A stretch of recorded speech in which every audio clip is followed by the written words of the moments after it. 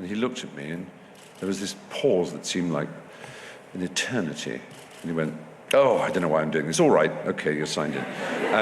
And that was the moment I now realize, looking back, on which my entire life pivoted. It was the hinge of everything. And fortunately, I was as good as my word. But the reason I picked Cambridge, this is the Ponzi bit, was that I had fallen in love with G.E. Moore and E.M. Forster and Goldsworthy Lowes Dickinson and Bertrand Russell and Wittgenstein and what were then considered the progenitors and the big influences behind the Bloomsbury movement, and particularly with their cult of personal relations. Forster later, in one of his essays, got into some trouble for saying, if it came to, and this was in reference to some of his friends, the Apostles, which was a group of Cambridge intellectuals, some of whom were people like Guy Burgess, who, of course, was one of the Cambridge spies, the traitors. Forster said, if it came to a choice between betraying my friend or betraying my country, I hope to God I would have the guts to betray my country. And it's that, the primacy, the high doctrine of friendship and personal relations and an absolute instinctive distrust of causes and the abstract that I thought was part of a Cambridge that went all the way back to Cranmer and Latimer and Ridley, and not that I was religious, but those who were martyred famously in Oxford. Cambridge produces martyrs and Oxford burns them. And there is a martyrs' memorial in Oxford to prove it. All the ones burnt there were Cambridge people. And there was something about Cambridge that appealed to me. It was the mixture of rigor. I think after all the terrible things I'd done, the thieving and the explosive disappointments of romantic love and physical love and all the other forms of love, agape and eros, I just thought that I needed the discipline and the restless intellectuality and the refusal to accept the world that Cambridge represented. Oxford represents the world, and always has. It's really extraordinary how, going all the way back throughout the history, that Oxford was a royalist stronghold and Cambridge was a Puritan stronghold. And there's nothing attractive about it. I'm not saying for a minute that Cambridge is more attractive. In many ways, it's less attractive.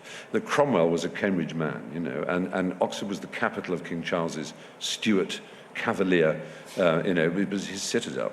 And then, as I say, also previously before that, the Cranmers and others. And all the way up, Robert Hewison wrote a very good book called Monty Python, The Case Against. He wasn't presenting the case against it. He was merely recording the opposition to Python. And he writes a very good chapter about the tradition in Cambridge of long, lean, sarcastic Cambridge people, as opposed to short, dark, rather more friendly Oxford people. And you can see it in Beyond the Fringe. There's Peter Cook and Jonathan Miller, as opposed to Dudley Moore and Alan Bennett, who are lovely. How could you not love Alan Bennett? And how could you not love Cuddly Dudley? And how would you not be scared by Peter Cook and Jonathan Miller? And then in the Python era, the same thing. You've got the lovely Michael Palin and the lovely Terry Jones, and you've got the incredibly sarcastic Eric Idle, Graham Chapman, and John Cleese. And he says, the average Python meeting would be Terry Jones and Michael Palin saying, let's have some pantomime Princess Margarets. And John Cleese would go, why? And that tension, as it were, and actually you can even go further forward. You could say, well, Richard Curtis and Rowan Atkinson are a lot more lovable than that awful Hugh Laurie and Stephen Fry, for example. Darts. Darts. Oh, now you've got me going. Yeah. Yes, a couple of Mondays ago, an ambition of mine was fulfilled. I sat next to Sid Waddell, who is the voice of darts, that Geordie commentator. Tell us, Stephen, what he sounds like. Well, he said, "Twaddle the clips of the darts," he said at one point, which was very exciting, and I was able to come back with Bonnie Taylor, because Phil Taylor is probably the greatest sportsman alive on the planet. You may question the use of the word sportsman next to a dance player, but he is 15 times world champion. He's broken every possible record. I don't think that any other sport in the world has a 15 times world champion. I find dance an absolutely captivating spectacle. And I think one of the things that's most captivating about it is this unspoken, or indeed sometimes quite baldly spoken fact that people think there is a massive disconnect between someone like me enjoying the gladiatorial arena of this extraordinary game, which is performed by rather tattooed working class people. And they therefore think either I'm being like some of those Regency bucks who used to beat up the watch and go, rah, rah, you know, how funny, let's watch some working class people beating each other to death. Or that I'm patronizing, or that I'm trying to be cool. But it's nothing to do with that. There is this unwritten British embarrassment about the fact that darts is it's a pub game, and it's a working class game, and it is a very male game, it has to be said. But and it's obviously not attractive to see large, overweight, sweaty men with tattoos, except for the fact that they are so good at their sport, and the scoring of darts is so exciting that you get fantastic games. And I was able, as I said at the time on live television, so I had to be careful, I'm like a pig in Chardonnay. And it was, that's how I felt. I know it's odd, but there you are. Martin Amis, after all, do you remember London Fields, one of his very best novels, if not his best, I think. It's a really a marvellous book. He writes about darts really well. Eros. Ian? Eros. Oh, Eros. Yeah. Oh, saw backwards by no accident. No, hang on.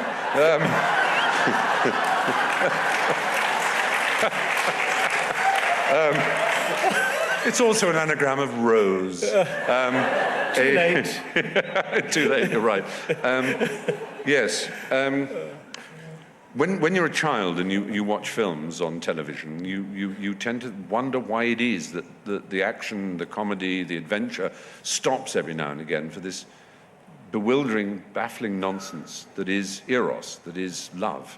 And then when you pass through childhood into adulthood, there's a part of you that sometimes questions why there is any other subject in the world. It is all there is to think about and talk about, love. It is, of course, everything within us. And the extraordinary thing about, and of course there are many shapes to it, the Greeks, I alluded to a couple of them, agape and eros, but there's philos, and there are many others, Greek words for it. There are many nuances of love. And we know how important it is to us, and so much so that we don't even think about it, because we sort of almost couldn't carry on living because of how important it is. And our dreams often tell us this. It's fascinating how often one dreams about a moment of love, or someone one has loved or lost or unrequitedly loved, will come back 30 years later, and you think, oh my God, I'm not still, am I? I am. And I remember seeing a man of 106 being interviewed on television on his 106th birthday. He was in Norfolk, and he was the oldest man in East Anglia, which we were very proud of. And the interviewer said, is there anything that makes you unhappy about being old? Is it, do you, all your friends? He said, well, it's not my friends, but he said, I still miss my mother.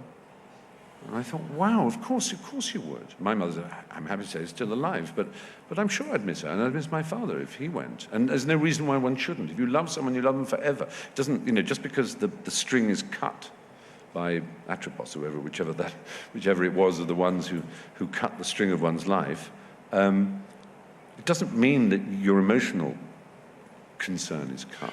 And love is just, it's overwhelming. And I remember when I was first involved in things like Stonewall or gay rights or whatever, and I was asked to speak at a parliamentary thing for Edwina Currie, of all people, who, for all that one may much mock her, she was the one who put in a private member's bill for an equality of an age of consent